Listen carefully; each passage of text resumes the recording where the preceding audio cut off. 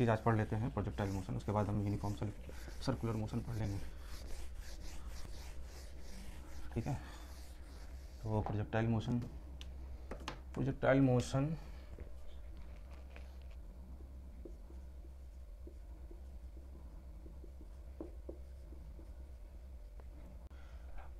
Motion को आज आप लोगों ने हमेशा कहीं ना कहीं या कभी ना कभी कहीं नहीं देखा ही होगा। जो भी क्रिकेट खेलते हैं या फुटबॉल खेलते हैं, अगर मान लीजिए एक बैट्समैन ने छक्का मारा, वो सीधे बाउंड्री के बाहर गई। ठीक है, अगर बाउंड्री के बाहर गई, मान लीजिए बाउंड्री ये है, बाउंड्री के पार गई तो 6। अगर मान लीजिए उसने छक्का लगाने की कोशिश की बट छक्का लगा नहीं, यहाँ प्लेयर खड़ा था, उसने कैच पकड़ लिया। ठीक है, तो जिस तरह से ये जो मूवमेंट हो रहा है या जिस तरह से इस जिस तरह से ये ऑब्जेक्ट ट्रैवल कर रहा है, ठीक है, इसी मोशन को हम लोग प्रोजेक्टाइल मोशन करेंगे। ठीक है, ये एक्स डायरेक्शन है, ये वाई डायरेक्शन है। फुटबॉलर का भी एग्जांपल ले सकते हैं। फुटबॉलर ने यहाँ से किक किया, ठीक है, पूरा ग्राउंड खाली, मतलब उसको सामने कोई प्लेयर नहीं, तो उसने बढ़िया से किक मारी, सीधे से दूसरे छोर पे पहुँच गई। उसके जो डायरेक्शन होगी वो प्रोजेक्टाइल होगा। मिसाइल है, गोली है, बंदूक है। आजकल वैसे ही रसिया और यूक्रेन में वार चल रहा है, आप लोग देख ही रहे हैं कैसे बढ़िया से मिसाइल वहाँ रसिया से बैठे बैठे यूक्रेन में दागा जा रहा है। वो किस मोशन से? प्रोजेक्टाइल मोशन से। ठीक है, तो हम लोग कुछ इसके टर्म लिख लेंगे, ठीक है, याद रखेंगे। ठीक है,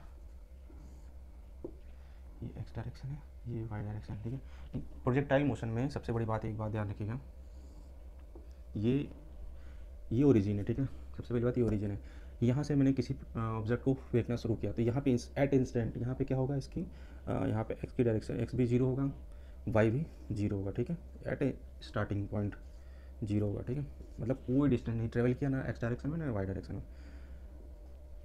अगर यहाँ भी चला गया तो भी कुछ ना कुछ एक्स डायरेक्शन में चला गया, वाई कुछ ना कुछ यहाँ पे चला गया। ठीक है, तो ये कुछ कुछ ऐसे ऐसे चलते चलते चलते चलते यहाँ पे आ गया। ठीक है, चलिए मान लीजिए, तो हम लोगों ने इसके जो टेंजेंट, इसका डायरेक्शन जो ड्रा किया, ठीक है, वेक्टर का, ये भी है। अब कुछ टर्म होती हैं, ठीक है, याद रखिए, यहाँ से लेके यहाँ तक जाने में, ठीक है, एक ऐसा पॉइंट आएगा जहाँ पे इसकी एक ऐसे मैक्सिमम हाइट अचीव कर लेगा। वहाँ पे इसके वाई डायरेक्शन, इस पॉइंट पे वाई डायरेक्शन जीरो हो जाएगा। ठीक है, मतलब यहाँ से कोई वाई डायरेक्शन में नहीं जा रहा एट इस पॉइंट पे, और एक डायरेक्शन तो है यहाँ पे वी जी, और इसकी जो वेलोसिटी होगी अपवर्ड डायरेक्शन में नहीं होगी, हॉरिजॉन्टल डायरेक्शन में होगी। ठीक है, तो इस हाइट को बोलेंगे मैक्सिमम हाइट। ठीक है, मैक्स। और यहाँ से टोटल इसका जहाँ पे ये हिट करेगा, इसको रेंज बोलेंगे। ठीक, यहाँ से लेके यहाँ तक टोटल जाने में जितना समय लगेगा फ्लाइट टाइम बोलेंगे। ठीक है, तो 3 चीज़ें मैक्सिमम मेन है। ठीक है, तो कुछ चीज़ें लिख लेंगे। ये भी है, ये थीटा पे काम कर रहा है, इस थीटा एंगल पे हमने प्रोजेक्ट किया। ठीक है, तो मैंने जैसा कि आपको वेक्टर रिजॉल्व करके दिखाया था, इसको क्या लिखेंगे, V cos theta, V sine theta. ठीक है, तो एक्स, अब मान लीजिए एट अ टाइम पे, किसी भी टाइम टी पे, ये क्या था, टी यहाँ पे जीरो था। ठीक है, जस्ट स्टार्टिंग पॉइंट पे, तो क्या हो गया, एक्स डायरेक्शन में कितना चल गया, V cos theta, Y direction में क्या हो गया, साइन थीटा। और एक चीज़ याद रखिएगा, जो हमारी इस प्रोजेक्टाइल मोशन में जो ए है वो हमेशा एक्सेलरेशन, जी हमेशा डाउनवर्ड है। ठीक है, तो डाउनवर्ड काम कर देगा, बट हमारे यहाँ से पॉजिटिव है। ठीक है, मतलब ये अगेंस्ट द ग्रेविटेशन काम कर रहा था, जी हमेशा माइनस। ठीक है, अगर ये नीचे है तो पॉजिटिव है, अपवर्ड है तो निगेटिव लेंगे डी। ठीक है, और जब भी अगर जो एक्स डायरेक्शन में मूवमेंट होगा, मतलब वहाँ पे जी कांस्टेंट रहेगा। ठीक है, मतलब यहाँ पे ग्रेविटेशनल फोर्स पे एक्स डायरेक्शन में निगलेक्ट कर देंगे, वाई डायरेक्शन में हम लेंगे। ठीक है, ठीक, तो इस केस में हम लोग यहाँ पे जी को पॉजिटिव मानेंगे, नेगेटिव मानेंगे, पॉजिटिव मानेंगे प्रोजेक्टाइल मोशन में। ठीक है, क्योंकि हमारे जस्ट अगेंस्ट जी क्या है, नीचे काम कर रहा है, पर हम लोगों ने अपोजिट पे गया है। तो सबसे मेन है इक्वेशन ऑफ प्रोजेक्टाइल मोशन का लिख लेंगे हम लोग। ठीक, ठीक है, इक्वेशन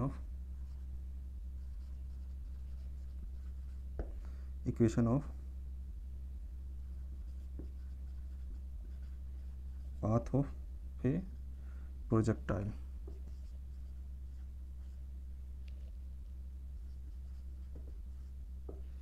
ये इक्वेशन इंपॉर्टेंट है, इसको लिख लेंगे। y इक्वल टू क्या लिख लेंगे, tan थीटा, ठीक है,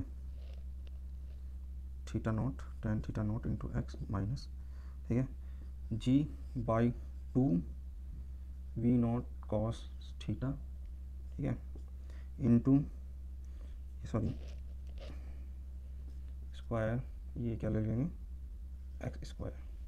ये याद रखेंगे, ये equation of path of projectile, ठीक है, इसी से सारे इक्वेशन बनती हैं, ठीक, हमेशा याद रखेंगे इसको। तो और कुछ चीज़ें लिख लीजिए, जैसे कि time of maximum height, maximum height जाने के लिए टाइम कितना लगेगा, ठीक है, टाइम ऑफ मैक्सिमम, ठीक है, उसको कैसे कैलकुलेट करेंगे, इसके लिए फॉर्मूला लिख लेंगे, T M equal to V naught sine theta naught upon g, ठीक है। ये जो टी एम है, ठीक है, ये मैक्सिमम हाइट अचीव करने के लिए, ठीक है, यहाँ से लेके यहाँ तक की टी एम है, ठीक है, मैक्सिमम हाइट। अब टी एम ये, ठीक है, मैक्सिमम हाइट अचीव करने के लिए इतना टाइम लगेगा हमें। अगर कभी क्वेश्चन ने पूछा मैक्सिमम हाइट अचीव करने के लिए इतना टाइम लगेगा, तो V sine V naught upon V naught into sine theta naught upon g, ठीक है।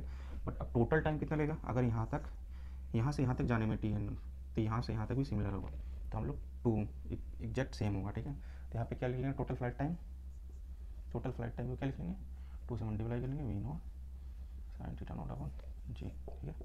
ये टोटल फ्लाइट टाइम है, इसी को टोटल फ्लाइट टाइम या टी फ्लाइट टाइम बोलते हैं, ठीक है, फ्लाइट टाइम या टाइम ऑफ फ्लाइट, ठीक है। टाइम ऑफ मैक्सिमम हाइट के लिए कितना लगेगा, V naught sine theta upon g, और फ्लाइट टाइम ऑफ फ्लाइट के लिए 2 से मल्टीप्लाई करेंगे, ठीक है।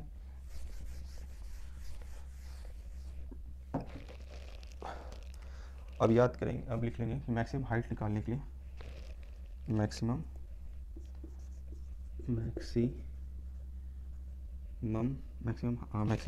हाइट ऑफ प्रोजेक्टाइल, ठीक है। मैक्सिमम हाइट निकालने के लिए क्या करेंगे, उसके लिए कुछ नहीं, एच मैक्सिमम लिख लेंगे, V naught sine theta naught का स्क्वायर, ठीक है। मैं इसका डेरिवेशन करा सकता था, ऐसी बात नहीं, बट हमें इसकी ज़रूरत नहीं, बस हमें सिर्फ फॉर्मूला याद रखना है, इसी से हमारे सारे क्वेश्चन बन जाएंगे, ठीक है। ये मैक्सिमम हाइट का फॉर्मूला है। अब हॉरिजॉन्टल, अब क्या चीज़ बताया था मैंने, 3 चीज़, यहाँ से यहाँ तक जाने में कितना टाइम लगेगा, एक ये, या टोटल फ्लाइट टाइम हमें चाहिए, मैक्सिमम हाइट कितना अचीव करेगा, ठीक है, और यहाँ से यहाँ तक की जो रेंज होता है, रेंज के लिए फॉर्मूला क्या होगा, ठीक है। तो horizontal range of projectile,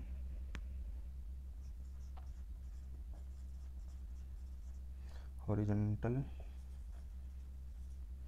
range of a projectile, ठीक है,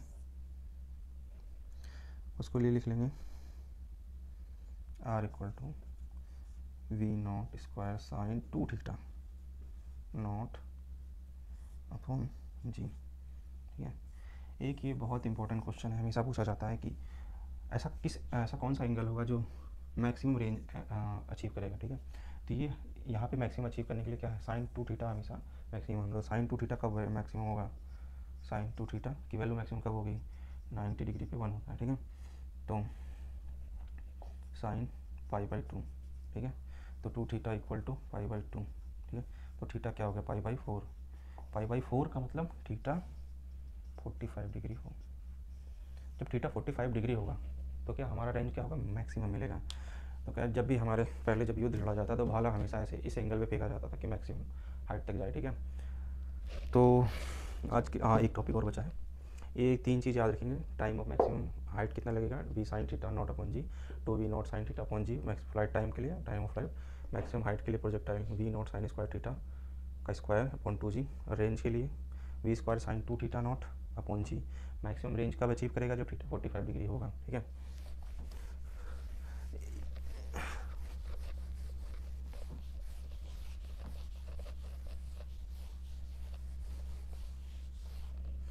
एक चीज़ और बचा है हमारा, यूनिफॉर्म सर्कुलर मोशन, ठीक है।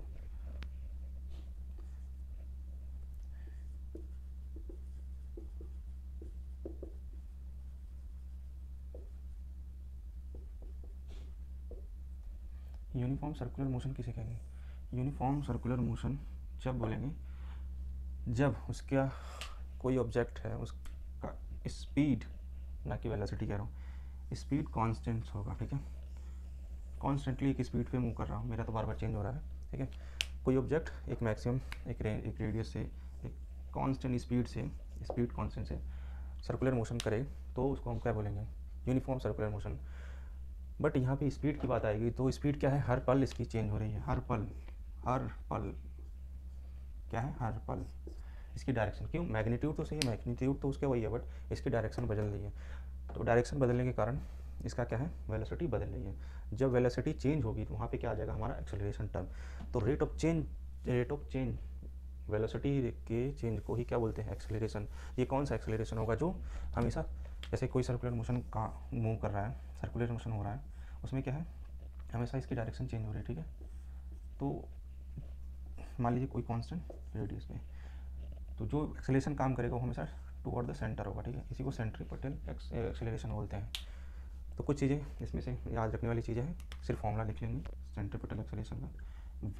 किसके निकालने के मैं डेरिवेशन कर सकता हूँ, बड़ी सीधी सी बात है, लिख लेंगे v²/r, ठीक है। अब ये तो हो गया हमारा मतलब लीनियर टर्म में, ठीक है। अब एंगुलर टर्म में भी लिख लेंगे, ठीक है। पहले इसको अब ये v²/r, ठीक है, और ये हो गया r/ω², ठीक है। तो ये चीज़ें याद रखेंगे। और उम्मीद तो आज के लिए इतना ही। थैंक्स।